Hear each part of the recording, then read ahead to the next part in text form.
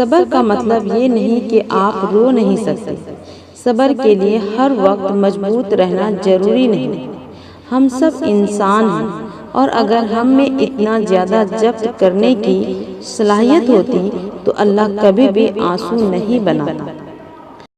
اور آپ جانتے ہیں کہ باقی سبھی مقامات ایک طرف ہیں، لیکن آنسو کا اللہ کے یہاں مقام سب سے افضل ہے۔ جو آنسو اس کی دہلیز پر بہا دیے جاتے ہیں وہ انہیں اپنے پاس سنبھال کر رکھتا ہے، اور ایک ایک آنسو کا صلہ دگنا کر کے عطا کرتا ہے۔ وہ جانتا ہے میرا بندہ جب تھک جاتا ہے تو روتا ہے۔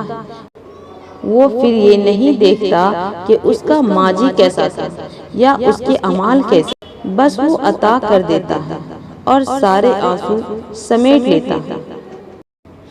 جتنی کمزور میں آج ہوں، اس سے کئی زیادہ کمزور میں آج سے کچھ سال پہلے تھی۔ تب سب کچھ بے معنی سا لگتا تھا۔ تب میں اکثر اللہ سے سوال کیا کرتی تھی کہ یا اللہ، میں ہی کیوں؟ جب میں خود کو غصے اور تکلیف کی کیفیت میں اور زیادہ اذیت دیا کرتی تھی، مگر پھر جیسے جیسے وقت گزرتا گیا مجھے ہر چیز کی سمجھ آنے لگی۔ اب میں سوال نہیں کرتی، اب میں جانتی ہوں کہ جو ہوتا ہے اس میں اللہ کی رضا ہوتی ہے، اور زندگی تب بہت آسان ہو جاتی ہے جب اللہ سے محبت ہونے لگتی ہے۔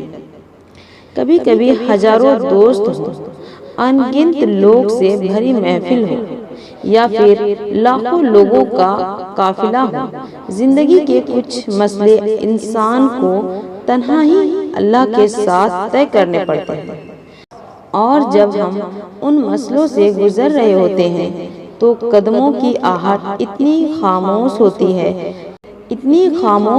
ہے کہ ساتھ بیٹھے ہوئے شخص کو بھی علم نہیں ہوتا۔ ہم سب ہی اپنے اندر بہت سی ایسی چیزوں سے لڑ رہے ہوتے ہیں جس کا ذکر کسی اور کے ساتھ تو دور کی بات ہے، خود کے ساتھ بھی نہیں کر سکتے، لیکن اللہ سب جانتا ہے، جو ہم کہتے ہوں اور جو ہم نہیں کہہ پاتے۔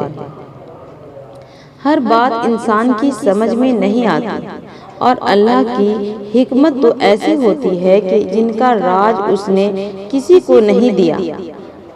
تبھی تو اس نے کہا ہے کہ یقین رکھو مجھ پر، جیسے وہ کسی کو نظر نہیں آتا، مگر پھر بھی ہم اس یقین کے ساتھ اسے محسوس کرتے ہیں کہ وہ ہر جگہ ہے، ہر چیز میں اس کا نور موجود ہے۔ اور جب ہم اس بات کا یقین کر لیتے ہیں تو واقعی وہ ہمیں ہر طرف دکھائی دینے لگتی ہے۔ ہم جیسا اس کا گمان کرتے ہیں ہمیں وہ اسی روپ میں ملتا ہے۔ یقین کا گمان کرو گے تو یقین ملے گا، محبت کا گمان کرو گے تو وہ محبت کی صورت میں آ ملے گی۔ اس نے جس کو جو سمجھانا ہو سمجھا دیتا ہے، اسی لیے اچھا گمان کیا کرو تاکہ اچھا پاؤ۔ اللہ پاک کی ہر کام میں مصلحت ہوتی ہے، اسی لیے چاہے جو بھی ہو جائے ہر حال میں اس پر یقین کامل رکھنا۔ اگر وہ کچھ لے رہا ہے تو بدلے میں کچھ ایسا لوٹائے گا بھی کہ تم راضی ہو جاؤ گے۔ بس جب وہ تم سے تمہاری پسندیدہ چیز لے تو تم صبر و شکر کرنا۔